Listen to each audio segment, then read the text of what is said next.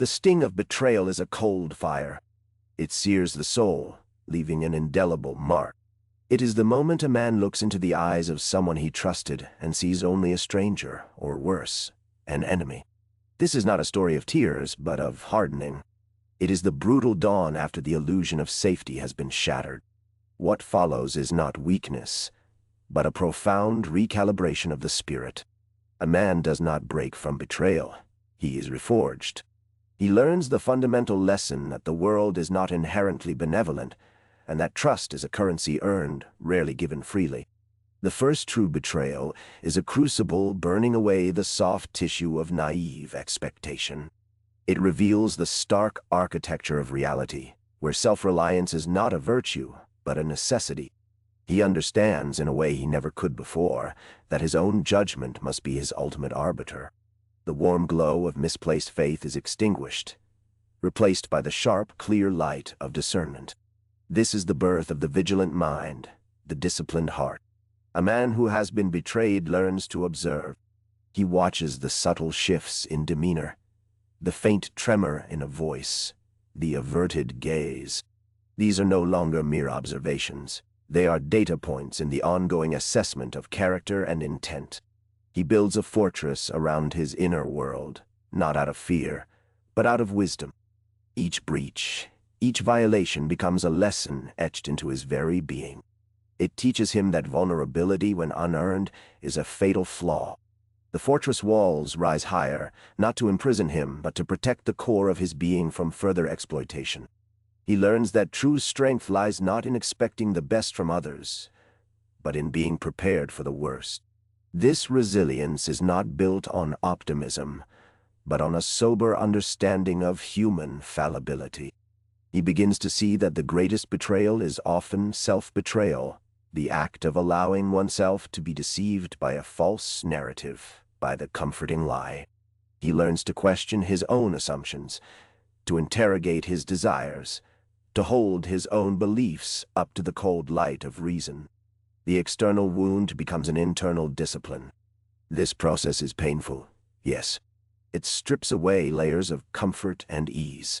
But it also reveals a man stripped bare, capable of standing unbowed against the storms of life. He understands that the opinions of others, once a source of validation, are now merely noise. Their praise is hollow, their condemnation meaningless, when measured against the cold, hard truth he has come to embody. The betrayal forces him to confront the deepest anxieties about his own worth and the reliability of his perceptions. Was he foolish? Naive? Or was he simply a target chosen for his perceived softness? These questions, brutal as they are essential. They are the stones upon which he builds his new understanding. He begins to recognize the patterns, not just in others, but in himself, that made him susceptible. This self-awareness is the most potent shield. He realizes that forgiveness is not an obligation to the betrayer, but a choice for himself. It is the act of releasing the burden of resentment, not for their sake, but to reclaim his own peace. He understands that holding on to anger is like drinking poison and expecting the other person to die. The lesson is not to become bitter, but to become wise. Marcus Aurelius himself wrote, "The best revenge is to be unlike him who performed the injury." This wisdom is not passive. It is an active cultivation of one's own character, a deliberate rejection of the darkness that was inflicted. It means choosing integrity, discipline, and self-mastery, even when the temptation is to descend into cynicism or retaliatory behavior. He learns that the true measure of a man is not whether he is betrayed, but how he responds to it. Does he crumble, or does he rise, stronger and more discerning than before?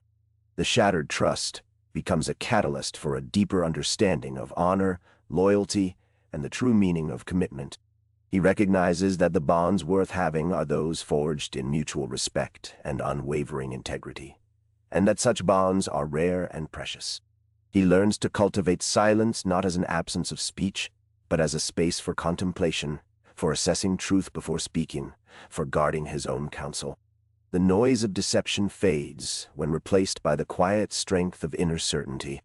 The scars of betrayal are not signs of weakness. They are proof of survival, of lessons learned in the harshest of schools. They are the marks of a man who has seen the darkness and chosen to cultivate his own light, a light that burns with the steady flame of hard-won wisdom.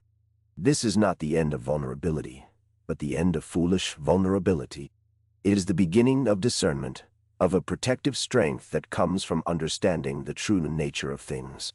He becomes a man who understands the weight of his own word, and demands the same from those he allows close. The fire of betrayal has burned away the dross, leaving behind the pure, unyielding metal of a tested soul. He stands now, not as a victim, but as a warrior who has survived the battlefield of human relationships, forever changed, forever stronger, forever more aware.